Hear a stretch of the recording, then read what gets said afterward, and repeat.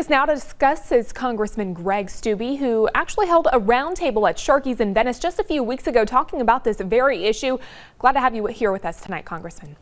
Yeah, thanks for having me. So what have you heard from local restaurants, local businesses here on the Suncoast surrounding this struggle to find workers as this pandemic does start to ease up? Yeah, and this transcends not just restaurants, but just about every sector of our businesses, especially our small businesses in Florida. They cannot find labor. They cannot find staff, regardless of how much money they pay individuals or regardless of where they advertise. I've talked to construction contractors. I've talked to agriculture and farmers. I've talked to restaurant owners. We've talked to you name it, and they can't find people to fill their slots. And this is their words, not mine.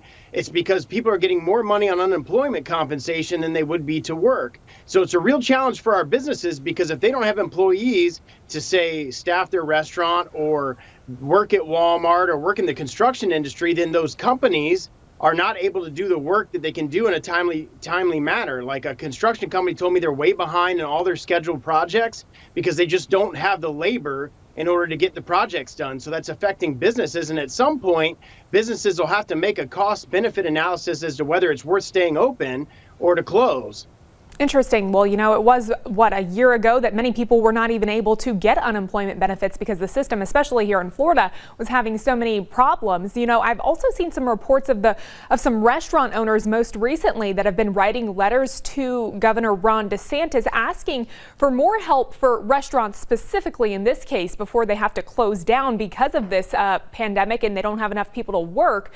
Do you know if there's anything being discussed on a federal or a state level, any individual bills that would specifically target these companies? I know there's the PPP loans that have been, you know, somewhat helpful for some businesses, but would this give these restaurants and businesses some sort of relief, or do you think that would potentially add to the problem?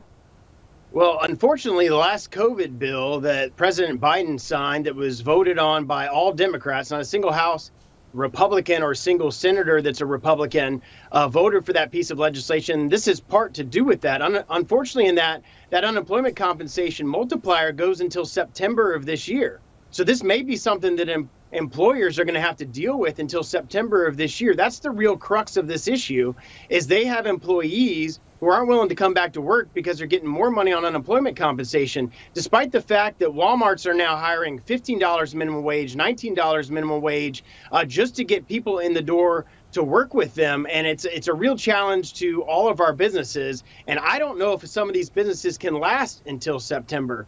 They can take advantage of the Paycheck Protection Program. There's still money in that program that's been allocated by Congress last year. So if you're a business and you haven't taken advantage of that money, I would highly recommend that you contact your local bank and do that. Well, and some of them also adding hiring bonuses, signing bonuses, even places like McDonald's trying to get people in the door there to be able to work. Yeah, they're doing everything they can in order to get people in. There was one Walmart I had seen a report. It was offering $17 an hour, and if you stayed until September, they would back pay you at $19 an hour in order to pay them to just have people to do what they need to do to fill the shelves, to check people out and that sort of thing. And I tell you, if this isn't addressed and we continue this staple at the federal level where we're giving high unemployment compensation to those that are not working, people are going to continue not to work because people don't want to go and work if they're getting a check from the government. So I didn't support that piece of legislation. I hope that the Democrats aren't going to further that piece of legislation, because if you talk to small business owners, regardless of the sector that they're in, all of them are struggling because of this singular issue and not being able to get labor to work in their businesses. Well, it's clear lawmakers are divided on what to do and how to extend those unemployment benefits. You've got Democrats on one hand saying the federal boost should be extended into next year, as we mentioned, because the economy, they say, is still weak. And those who are unemployed say they're having trouble finding positions. But Republicans are concerned, of course, that those large payments of unemployment benefits may deter people, like you mentioned, from going back to their jobs. So what do you think is the best approach here realistically? Well, don't take my word for it. Listen to all those business owners I had in Venice, a large array of different sectors. Listen to what they had to say. You guys had a reporter there. All of them said the same thing. If employees can make more money on unemployment compensation, not doing anything from home, there's no incentive for them to come to work.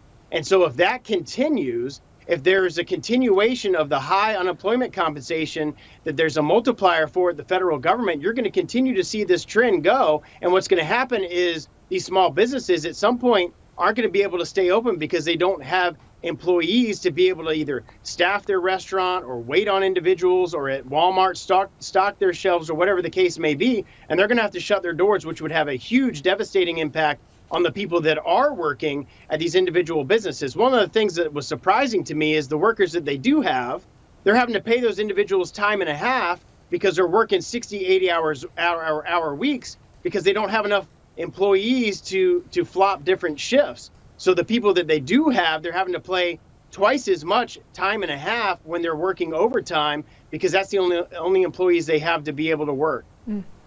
Well, you know, there has been some questions surrounding those work search rules that typically are in place to qualify for unemployment. I do believe Governor Ron DeSantis waived that requirement, but that has since expired as of a few days ago. So are you hopeful at all that this will get us to where we need to be on this road to recovery from the pandemic now that this has been lifted?